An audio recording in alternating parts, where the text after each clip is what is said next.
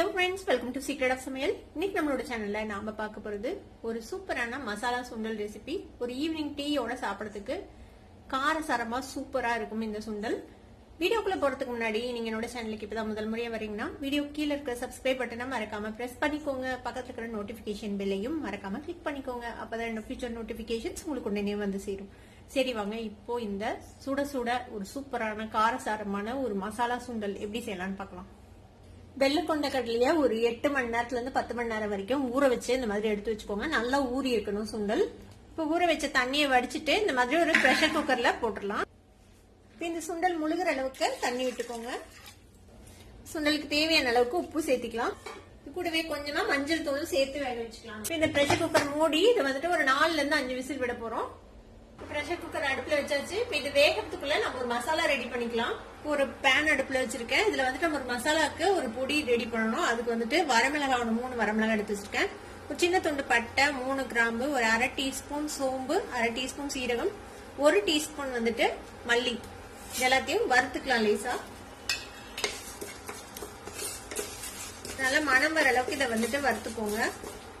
நல்லா வறுபட்டு நல்லா மணம் வருது. இந்த அளவுக்கு வறுத்துக்கோங்க, தீய விட்டுறாதீங்க. இப்ப அடுப்பு ஆஃப் பண்ணிடலாம். நம்ம வறுத்ததை ஒரு மிக்சி ஜாருக்கு மாத்திடலாம். இது ஆறுனதும் இதை வந்துட்டு ஒரு கோர்ஸான பவுடரா பொடிச்சு எடுத்துக்கோங்க. இந்த மாதிரி பவுடர் பண்ணிக்கோங்க. ரொம்ப நைஸா பவுடர் பண்ணணும்னு அவசியம் இல்லை. இந்த மாதிரி கொஞ்சம் கோர்ஸா பவுடர் பண்ணி எடுத்து வச்சுக்கோங்க. இதுல வந்துட்டு ஒரு 7-8 பல் பூண்டு உளிச்சு வச்சிருக்கேன், அதையும் சேர்த்திக்கலாம். கூட ஒரு சின்ன துண்டு இஞ்சி, இதையும் சேர்த்து ஒரே ஒரு சுத்து விட்டு எடுத்துக்கலாம். இஞ்சி பூண்டையும் சேர்த்து இந்த மாதிரி அரைச்சு எடுத்தாச்சு. இது இருக்கட்டும். மசாலா கொண்டக்கடலையே ஒரு 5 விசில் விட்டு எடுத்தாச்சு. இந்த அளவுக்கு நல்லா வெந்துடணும். நசுக்கி பாத்தீங்கன்னா நல்லா சாஃப்டா வெந்திருக்கணும். இந்த அளவுக்கு நல்லா வெந்திருக்கணும். இந்த மாதிரி வேக வச்சு எடுத்து வச்சுக்கோங்க.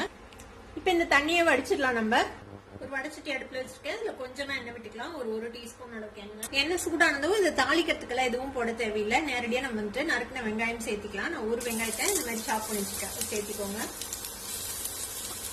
கூடவே கொஞ்சமா கருவேப்பிலை சேர்த்திக்கலாம். வேணும்னா ஒரு பச்சை மிளகாவும் நறுக்கி சேர்த்திக்கலாம். நான் இன்னைக்கு போடல பச்சை மிளகாய். நம்ம சேர்த்துன வரமிளகாவே நல்லா காரமா இருக்கும். அதனால இந்த வெங்காயத்தை லேசா வதக்கிக்கலாம். வெங்காயம் வந்துட்டு லேசா வதங்கிடுச்சு. ஒரு மாதிரி டிரான்ஸ்லூசண்டா ஆயிடுச்சு. இந்த ஸ்டேஜ்ல நம்ம வந்து வேக வச்சு வச்சிருக்கிற இந்த கொண்டக்கடலை சேர்த்திடலாம். இதுக்கு மேலேயே நம்ம ரெடி பண்ணி வச்சிருக்கிற இந்த மசாலா இருக்குல்ல, அதையும் சேர்த்திக்கோங்க. கொண்டக்கடலை வேக வைக்கும் போது உப்பு சேர்த்தணும். அது வந்து கொஞ்சம் பத்தல, அதனால நான் இன்னும் கொஞ்சம் உப்பு சேர்த்திக்கிறேன். இதை வந்து நல்லா மிக்ஸ் பண்ணி விட்டுலாம். அதோட 1 டேபிள் ஸ்பூன் அளவுக்கு தண்ணியை சேர்க்கிறேன். இல்ல தண்ணியோட சேர்ந்து நல்லா மசாலா வந்துட்டு எல்லா பக்கமும் நல்லா ஈவனா போட்டாகும். அதுக்காக வேண்டி கொஞ்சமா தண்ணி சேர்த்துக்கலாம். இதை நல்லா மிக்ஸ் பண்ணி விடுங்க. இஞ்சி பூண்டுலாம் போட்டிருக்கோம்ல, அதோட பச்சை வாசனை எல்லாம் போகணும். நல்லா ஒரு 2 நிமிஷம் இதை வந்து இப்படியே வதக்கி விடுங்க. நல்லா வந்து மசாலா எல்லாமும் நல்லா அந்த சுண்டல்ல வந்துட்டு ஏறி இருக்கும். ஒரு 2 நிமிஷம் நல்லா வதக்கி இருக்கிறோம். இப்ப இதுக்கு மேல நம்ம கொஞ்சமா நறுக்குன கொத்தமல்லி தலையும் மிக்ஸ் பண்ணி விட்டு நம்ம அடுப்பு ஆஃப் பண்ணிட வேண்டியதுதான். அவ்வளவுதான். நல்ல காரசாரமான ஒரு மசாலா சுண்டல் ரெடி ஆயிடுச்சு. ஒரு ஈவினிங் டைம்ல சாப்பிடறதுக்கு சூப்பரா இருக்கும் இது. அவ்வளவுதான், நம்ம அடுப்பு ஆஃப் பண்ணிடலாம். இந்த ஸ்பைசியான ஒரு மசாலா சுண்டலை நீங்களும் ட்ரை பண்ணி பாருங்க. ட்ரை பண்ணி பார்த்துட்டு எப்படி இருந்தது அப்படின்னு எனக்கு கமெண்ட்ஸ்ல ஃபீட்பேக் கொடுங்க. வீடியோ உங்களுக்கு பிடிச்சிருந்ததுன்னா சப்ஸ்கிரைப் பண்ணுங்க. பக்கத்துல இருக்க பெல் ஐகானை கிளிக் பண்ணுங்க. அப்பதான் என்னோட ஃபியூச்சர் நோட்டிபிகேஷன்ஸ் உங்களுக்கு உடனே வந்து சேரும். லைக் பண்ணுங்க, ஷேர் பண்ணுங்க. தேங்க்யூ ஃபார் வாட்சிங் this video viewers. Bye bye.